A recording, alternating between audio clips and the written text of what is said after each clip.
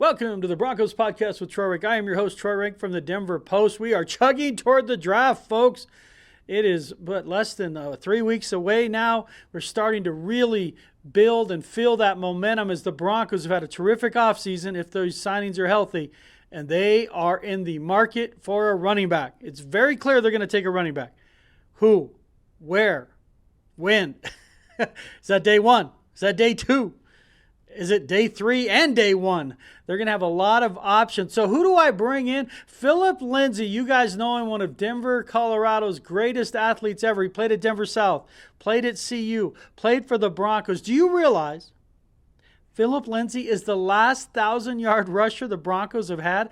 That was in 2019. He did it in back-to-back seasons. So I want to talk to Phil about what made his running style unique. What do you look for in terms of a guy that can get 1,000 yards? And as crazy as that sounds, it shouldn't be hard, but it has been for the Broncos. So Phil has insight on the mentality needed, what he saw from the running backs last year, and who he likes in the draft, especially guys a little off the radar. So get ready, folks. That draft is right around the corner. Broncos are poised to polish this offense, to upgrade the offense, unless they forget that running backs do matter. And they won't in this draft, folks. They understand it. So we're going to get to Philip Lindsay and a little bit of that talk on running backs after the break. Have you been injured in a car wreck or hurt at work? What are you waiting for? Give my friends at Hoggatt Injury Law a call.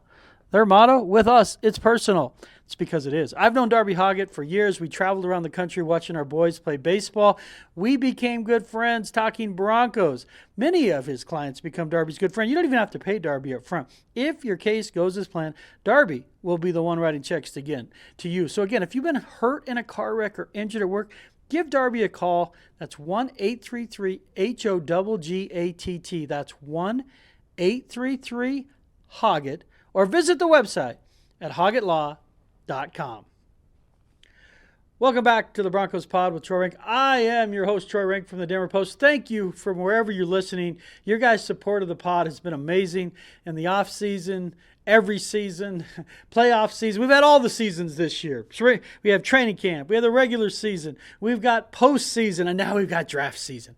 And this draft is not as big as last year, because when you get the quarterback right, that is the Revlon that camouflages all the blemishes. We understand that, right? But you also have a chance now to supplement this offense, kind of complete these puzzle pieces with Evan Ingram. You've got young, maturing receivers along with Cortland Sutton. You're probably going to add a receiver as well. But you get the right running back and go look at what Sean Payton's offense has looked when he had Kamara. He had Deuce McAllister. He had Mark Ingram. You find that kind of guy? Oh, boy. And I'd say this, I've written this, I had a debate with my man Sean Keeler in the Denver Post that's in the paper yesterday. Today's paper was online yesterday, of who they could get. Let's say it's not Omari and Hampton. That's my choice. He's a Joe Mixon type.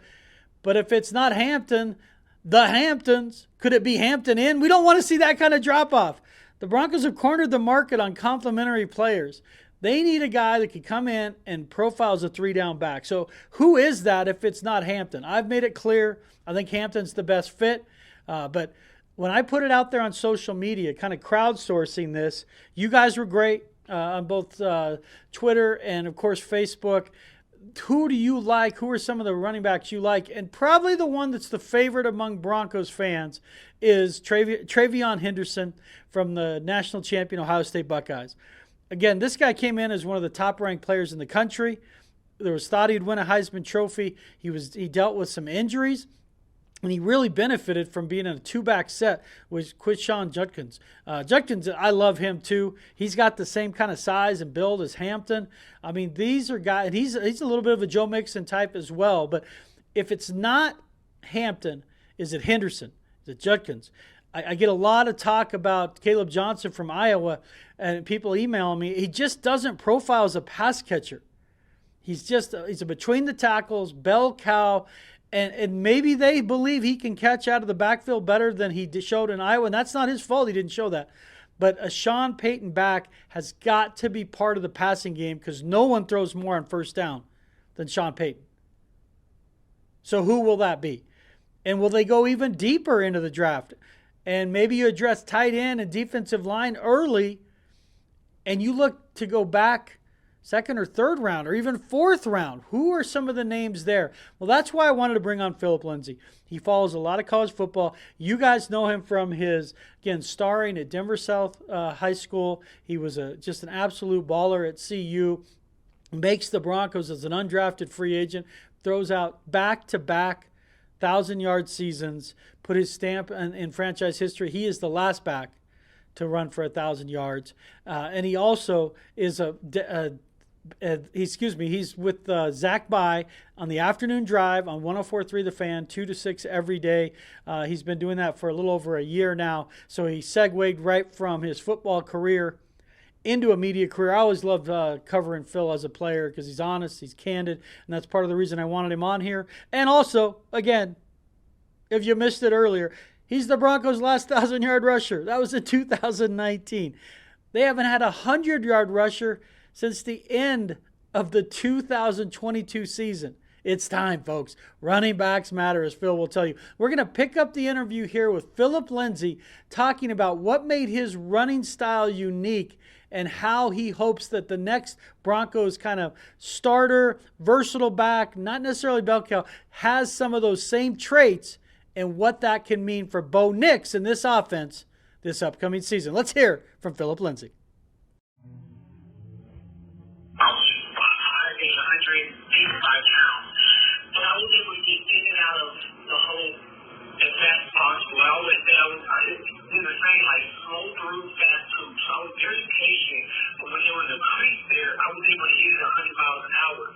Well, a lot of times with these linebackers that are 240, 250 pounds, you look at somebody like me, it's like I can see him and not have to wrap up and keep him fall to the ground.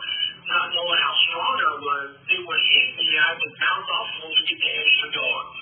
I had the speed, right? And I think speed does matter, speed kills, but being able to have that balance, that contact balance on top of the speed to hit it when it's open, that's what I was able to do. I was able to flip the switch and go through certain gears from first to second as fast as I did when it came to stopping.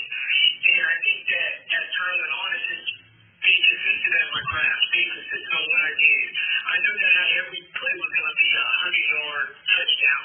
But I also knew that, like, every time I touched the ball, I was going to give myself the best opportunity because of being patient, but also running hard. And I think that's something that, like, it has to be within you. It has to be within you. You have to know what's going on out there. Follow the scheme. But once you get to the open field, Troy, it's all on you. Correct. It's on you to make that move. It's on you to break that tackle. Use a stiff arm or outrun, use the speed. And I think that was something that I was able to do.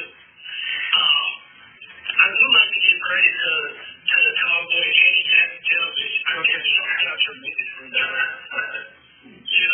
I think he was, to me, I would tell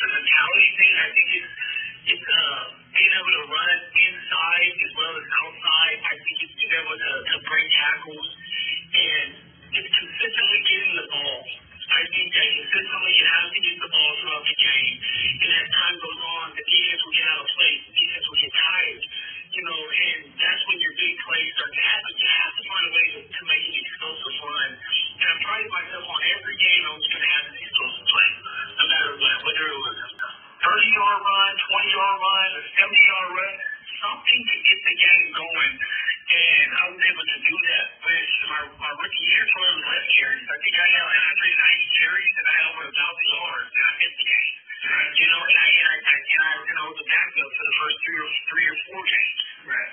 You know, but it was like, in my head, I knew that if I want more opportunities, I have to take advantage of these opportunities that I'm given. So if it's 5 carries, I'm taking these 5 carries and dusting along for 30, 40 yards.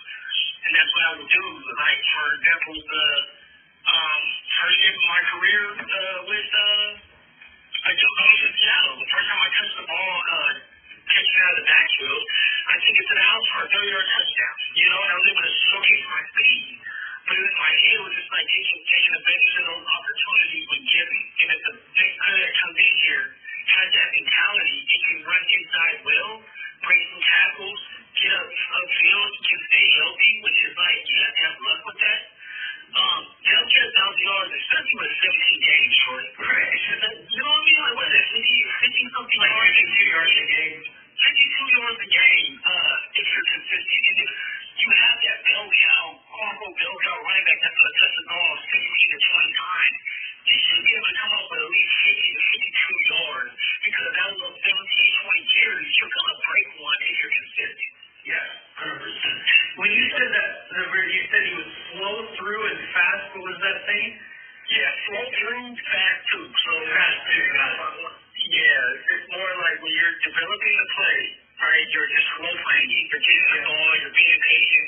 Once that hole opens up, you only got a couple seconds to get through there, and you have to get skinny as well. I think that my body structure, right? Like my slim frame, that helped me out. I was small. I was powerful.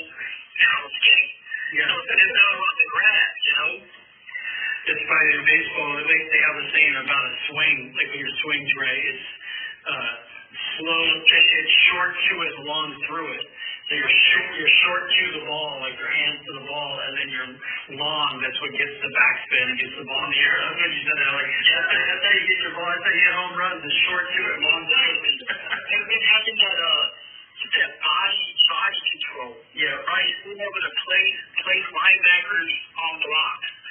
Being able to deceive a defense with your eyes.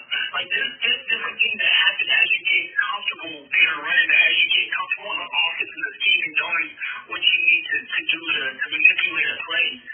And some people are able to do it because of the God-given gift they have, like the speed, and speed kills. So, like, you have speed, that's something you can't coach. And then if you can run well inside with speed, like, that's hard to stop. When you look at it last year, Phil, measures are what they are. ESPN rated the Broncos' run blocking as the best in the league, and Javonte led them with 513 yards rushing. He got the fewest attempts per game per starter.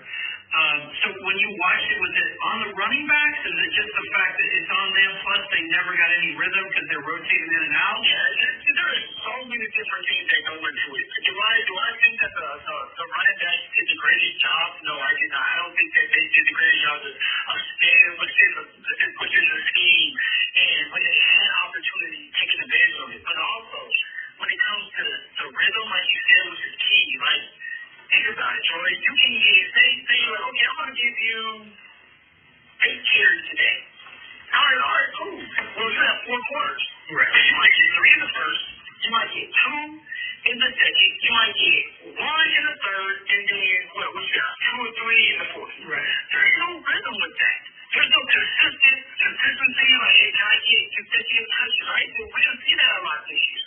Right. And so, how can an offensive line get in the rhythm? How can a running back get in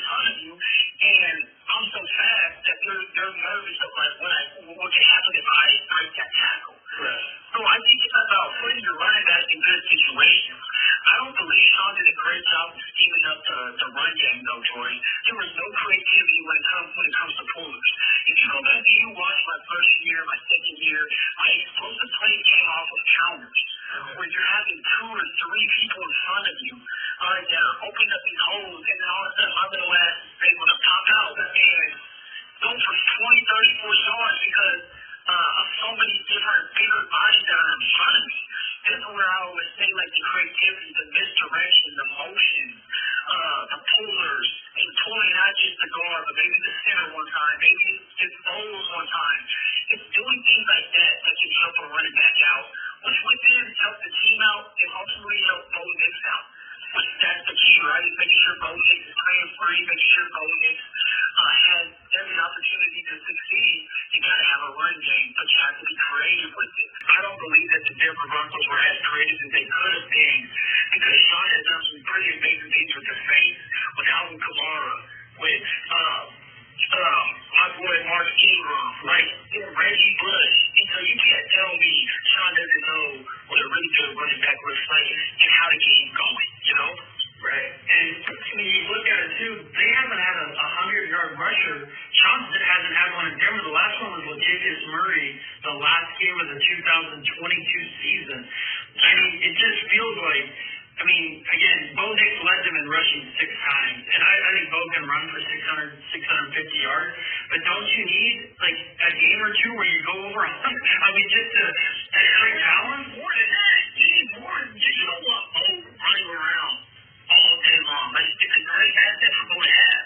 It's in his toolkit. So if he ever has to do it, cool, go ahead and do it. But why should he have to do it if you have a good run game? Right? You take pressure off for everybody. If it's second and 4, that's better than it's second and 7, second and 8. And if it's second and 4, you're like, okay, I have a good running back. I can hand the ball off. Maybe he'll get the 4 yards. Maybe he'll get 3. Now it's 3rd and 1. Right? And now the defense has to think. Right? When you don't have a run game, you pretty much put yourself in a pigeonhole where it's like, we know what you're going to do. 3rd and 5, you are going to pass. Right. And then Sean's offense is predicated towards play action. And how does play action work? You have to have a run game because it has to be a threat. The reason why you're doing play action is to get these linebackers and these safeties to move up so that you have a little bit more space when you do have that fake. And so if you have that run game, it's going to get those defensive linebackers and safeties to flow faster, and then they are going to open up bigger holes for Bo to have bigger targets. Right. So it's all in the air, man. But you need a running back that can get you 100 yards if you give him enough carries, no matter what. And if he can give you 100 yards, and then you say, okay, I give you 20 carries, you can give me at least 85 to 100. Right. That defense is going to have to tailor things towards the run game as well. And so now it's like, okay, what are they going to do? Are they going to pass it? Are they going to run it? You know, and you're just more of a potent offense now when you can do that. It feels like that running back has to be able to catch the ball with Sean. Like I talked to Mark Ingram at the Super Bowl, and he talked about, it's hard because he rotates guys too. That's what Sean does. He keeps you fresh, but Kamara is like the ideal back for him because he was able to, run between the tackles, breakaway speed, and also just an incredible receiver out of the backfield. If someone's going to develop into it, it's not a bell cow, but certainly like the clear guy, in your mind, does he have to be able to be a threat out of the backfield? 100%. The game has changed. If you're going to be in this offense, if you're going to be a really good running back, or if you do have to be able to catch the football, you have to be able to be a threat out of the backfield. And Bo Nix, right, the second targeted receiver on our team this year was a running back. It was Javonte Williams. And that's what he's done in Javonte. So imagine if you had a running back that could take it to the house as a receiver too, it's a threat. Now those dump offs that Bo is dumping off turn into not 2 or 3 yard gain, but turn into 10 and 15 yard explosive plays that move the chain. And you give another element out there. So as a running back, the more you can do, the better. You can block, you can catch, you can run, you're going to be up there every single play. But also you're going to give yourself a better opportunity to break longer runs. Because now it's not just like every time you get into the game, Troy, it's going to be a run to you. It's like, okay, he's in the game, he can run the ball, he can catch the ball, or he can just sit down and block. So now you become that every down back. And the more that you're out there, the more opportunities you're going to get.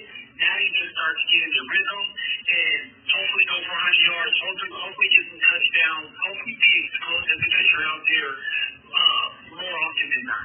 Yeah, that's what happened to you when you played. Remember, they stopped using you in the passing games. Every time you were in the game, everyone knew you were running. Exactly. Like that's the to me, it was never.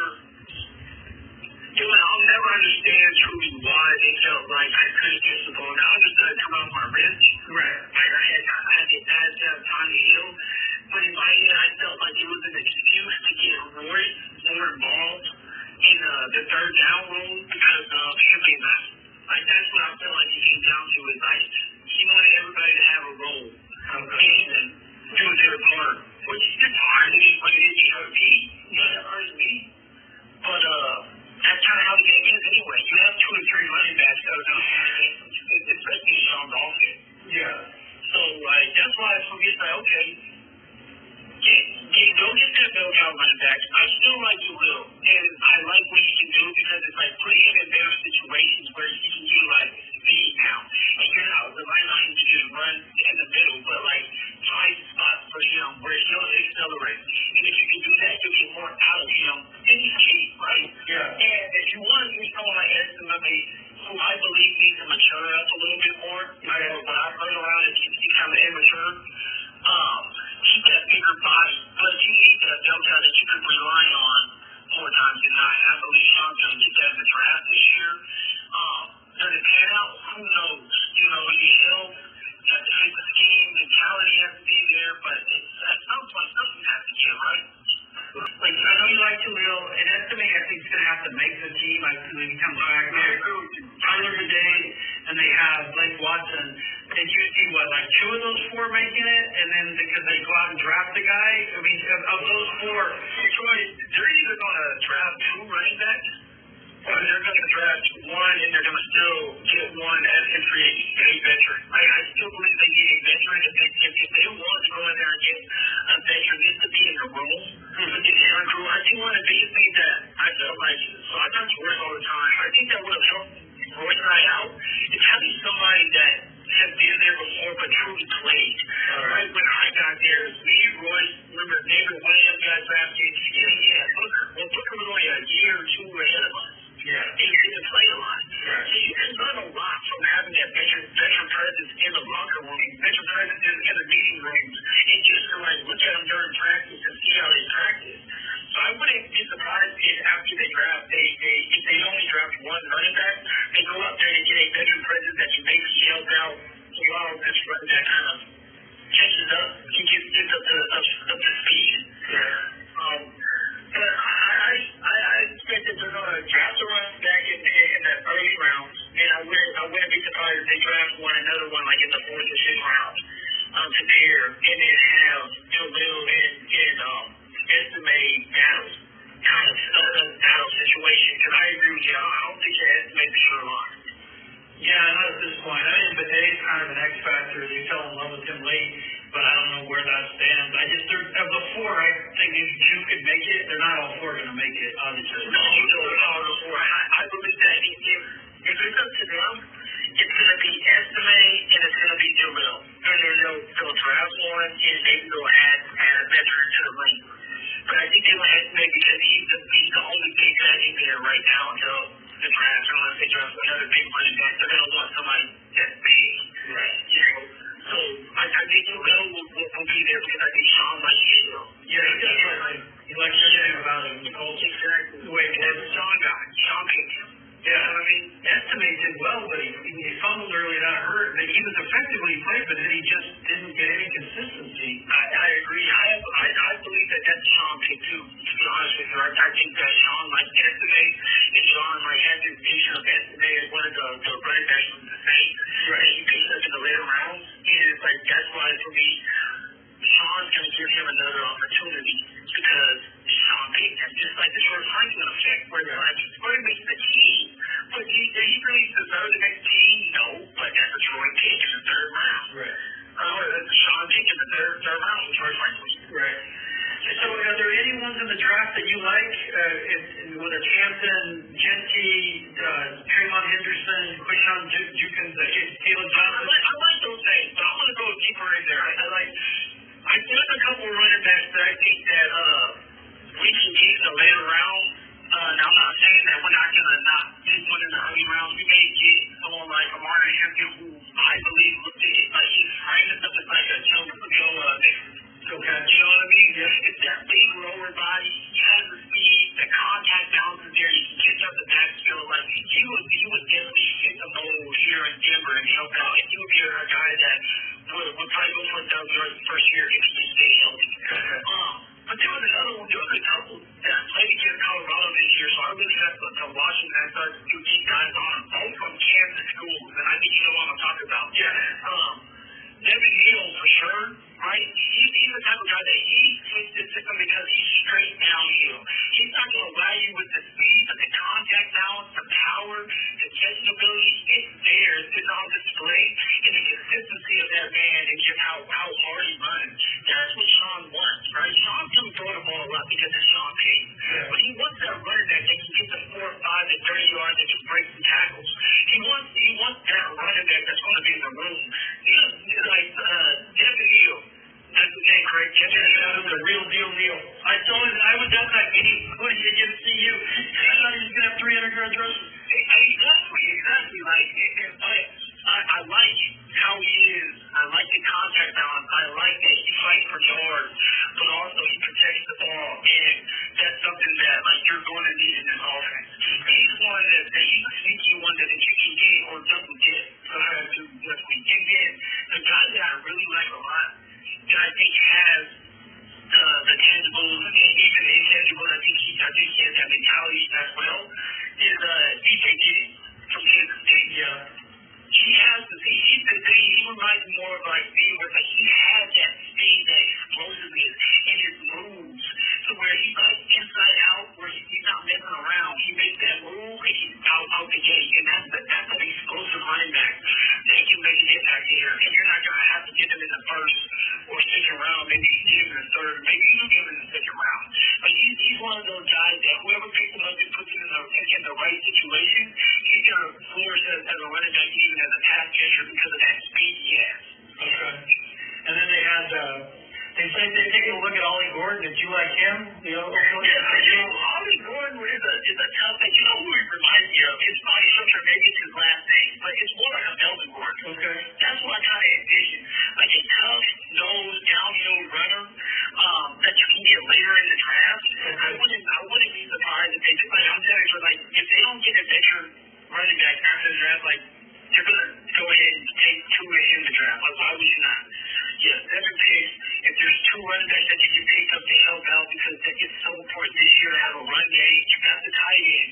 You get a running back, 2 of these to help go out. The team's going to the next level, which is not just get to the playoffs, but fucking making noise. It's not like, oh man, we're here. It's like, oh, if we're not careful, they can beat us. That's the mindset you have to have. Yeah, they're close. Again, they've got to get this balance in the run game. They've got to. And for Bo, the people say Bo's reached the ceiling. I'm more bullish on Bo than most because of the fit with Sean. But I'm like, how can you say he's reached the ceiling when they had no run game? He had no tight end. Until he has weapons, I don't think we can pretend to say we've seen his ceiling yet.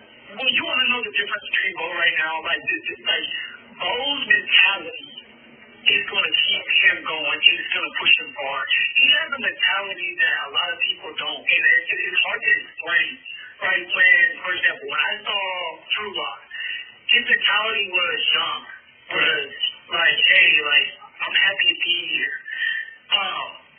But Bo's mentality is, I want to be good. I want to get better. I want to be a leader. I will not fail. Right? And if you have that mentality that I will not fail and I am scared to fail, you're only going to get better every single year. And Sean is going to continue to put Bo in better situations and better opportunities because that's Sean's guy. Right. This is Sean Payton. Right? Well, for me to say, okay, Sean, you want the best for Bo, then build around him the right way. You have to have a run game. Running backs matter because now we used to tell quarterbacks all the time, hey, Flacco, all you have to do is look good, baby. Let me do it. Welcome back to the pod. Folks, I hope you enjoyed that talk with Philip Lindsay. Again, you can hear him every afternoon on the Fan, 2 to 6. Phil's one of the good guys. He's out at training camp. You're sure you see him there. I mean, he was, at one point, their second most popular player on the Broncos behind Von Miller. He will always be revered here as the local kid made good. Now he's doing it in the media. So thank you so much to Philip for his time and his insight. He's right. They need a running back. They need to solidify this. If they get this run game going, watch out. That run game, as I've said, is what's keeping them from passing the Chiefs. They get that right, they're going to be able to pass the Chiefs. So, draft's coming up. Running back is the main focus, just as quarterback was last year. If they nail, excuse me, if they nail that position, the Broncos have a chance to not only make the playoffs in back-to-back years, but certainly have a chance to compete for an AFC West title. Folks, I could not do this podcast without your support, but that also starts with Danny Bailey behind the screen, who produces this, Nate Lundy of Mile High Sports. Both of them do amazing work for Mile High Sports. At 38 Bars, where the new studio is, you can drop in and see folks doing live shows with Sean Drotar and Nate Lundy and the crew. I've been out there. It is an amazing little facility. And it's not far from Coors Field and downtown. So if you're out looking for a place, jump in there, watch folks do a live show. I'm going to try to do a couple shows from there, certainly as we get closer to training camp and the season. But I could not do it without Mile High Sports and my A1 from day one, Darby Hoggatt. Broncos country, I do this pod for you. Happiness that begins with me. Go out there and have a great day.